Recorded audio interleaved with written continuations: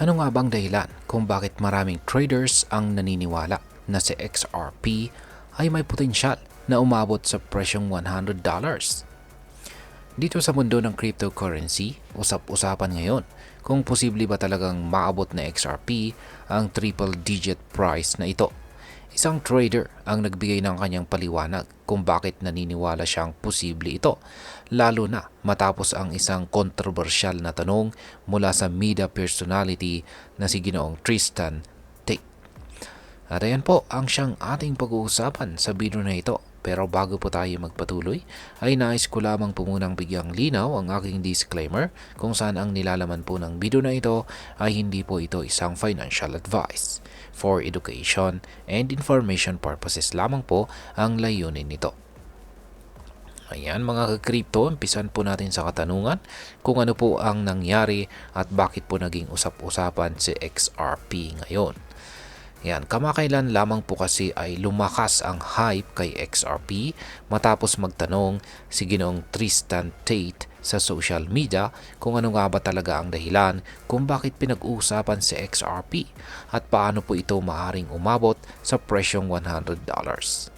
Ang tanong na ito ay agad na naging viral at maraming eksperto at crypto analyst ang nagbigay ng kani-kanilang mga pananaw. Isa po sa pinaka nagbigay ng detalyadong sagot ay ang isang trader na kilala sa pangalang Steph. Kaya yan, ano nga ba ang mga dahilan kung bakit maaring tumaas ang presyo ni XRP? Ayon po kay Ginong Steph, may ilang pangunahing dahilan kung bakit malaki ang potensyal ni XRP na tumaas ng husto ang halaga nito. Kaya ayan, yan po yung aktual na post nitong si Tristan Tate. Can somebody explain the XRP hype to me? Why on earth would this go to hundreds per coin? Ayan ang unang paliwanag dito ni Ginoong Steph ay papalitan ni XRP ang SWIFT system. Ayan, ang tindi po niyan. Alam naman natin na ang SWIFT ang pinakagamit na sistema sa international money transfers ng mga bangko sa buong mundo. Ngunit ayon po kay Ginong Steph, si XRP ay isang mas mabilis at mas murang alternatibo sa SWIFT. Sa kasalukuyan, ang mga SWIFT transactions ay maaaring tumagal ng ilang araw at may mataas na fees. Samantalang ang XRP transactions ay natatapos lamang sa loob ng ilang segundo at may napakababang fees.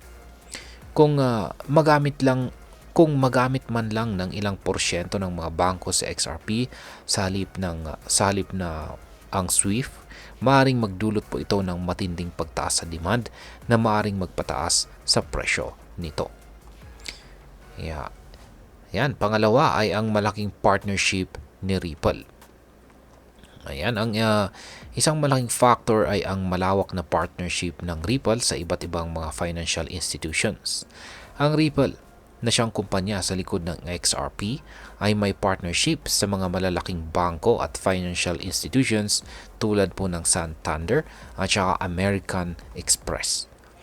Nitong nakalipas po na taong 2017 ay in-announce ng American Express ang kanilang pakikipagtulungan kay Ripple. Ayon po kay Ginong Steph, kapag nagkaroon po ng mas malinaw na regulasyon sa crypto sa bansang US, maring mas maraming bangko at kumpanya ang mag-adapt kay XRP sa mas malaking saklaw. Yan, pangatlo, yan ay ang paggamit ng Ripple Payments, yan, or dating ODL. Ang dating ODL or on-demand liquidity na ngayon ay tinatawag ng Ripple Payments ay ginagamit na ng iba't ibang financial institutions para sa mabilis at murang international transactions.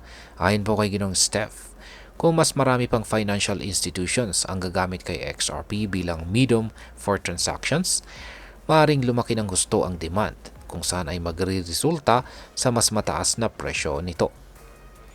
Pang-apat ay ang regulatory clarity sa US. Malaki pong balakid sa pagtaas ng presyo ng XRP ang matagal matagal ng kaso nito laban sa US Securities and Exchange Commission. Ngunit dahil po sa pagbabago ng liderato sa SEC at sa mas malinaw na regulasyon sa crypto, naniniwala po ang ilang eksperto na malapit nang matapos ang issue na ito. Kung mangyari ito, maaari itong magbukas ng pintuan para sa mas maraming institutional investors na pumasok sa market ni XRP. Yan, panglima at panghuli at ang panglima ay ang limitadong supply at mataas na utility. Isa pang dahilan na binanggit ni Ginoong Steph ay ang supply and demand. Sa ngayon ay may humigit kumulang 100 billion XRP tokens. Ngunit hindi lahat ay nasa sirkulasyon. Habang tumataas po ang paggamit kay XRP sa real-world applications, mas dadami ang demand para dito. At kapag mas mataas po ang demand kaysa supply, natural na tataas ang presyo. Ngayon ay ang sunod po nating tanong ay posible nga ba talagang umabot ng $100 ang presyo ni XRP? Yan, ayon po kay Ginoong Steph, kung makuha lang ni XRP ang 10% ng global remittance market, maaari itong magresulta sa 3 to 5 times na pagtaas ng halaga nito. Ngunit kung sakaling mapalitan nito ang SWIFT, kung saan ay ito yung nagpuproseso ng trilyong-trilyong dolyar kada araw, naniniwala po siyang ang $100 price target ay napaka-posible. Gayunpaman, hindi lahat ay sang-ayon sa pananaw na ito.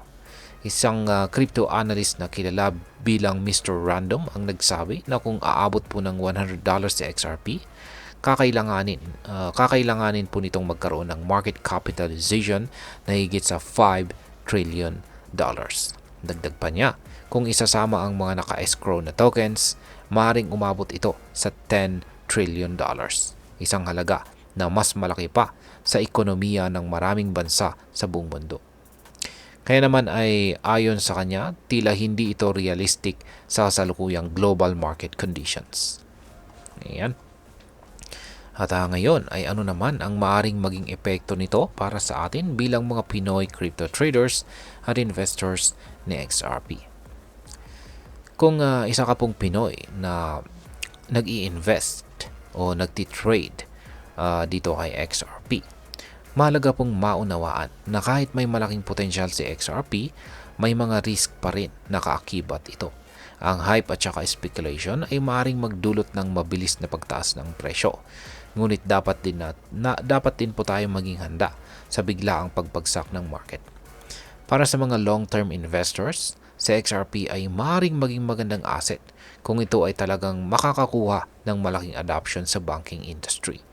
Ngunit para sa mga short-term traders, kailangan po ng maingat na paggalaw dahil sa volatility nito. At ayan, bilang panghuli ay ano naman ang aking masasabi tungkol dito. Walang kasiguraduhan kung kailan at kung talaga bang maabot ni XRP ang $100. Ngunit hindi rin ito imposible, lalo na kung patuloy na lalago ang adoption nito. Sa ngayon, mahalaga po ang pananaliksik at tamang risk management sa pag-i-invest sa crypto.